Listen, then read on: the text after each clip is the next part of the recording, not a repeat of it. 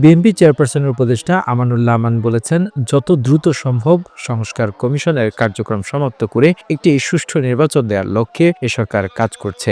দ্রুত নির্বাচন হবে বলে আশা করছেন তিনি। সোমবার সকাল 11:30টার সময় খুলনা শিববাড়ি জিয়া হল চত্বরে খুলনা মহানগর বিএনপির সোনাডাঙ্গা থানা বিএনপির দ্বিবার্ষিক সম্মেলনে উদ্বোধনী অনুষ্ঠানের আগে সাংবাদিকদের প্রশ্নের জবাবে তিনি এসব কথা বলেন।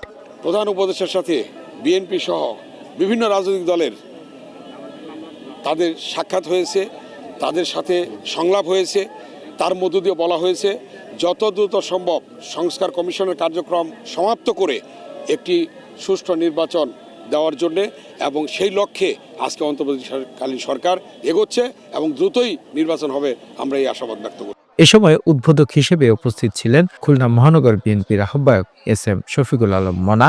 বিশেষ অতিথি হিসেবে উপস্থিত ছিলেন কেন্দ্রীয় বিএনপির গবেষণা বিষয়ক সম্পাদক কৃষিবিদ শামীমুর রহমান। প্রধান বক্তা ছিলেন খুলনা বিভাগীয় সাংবাদিক সম্পাদক জয়ন্ত কুমার কুণ্ডু।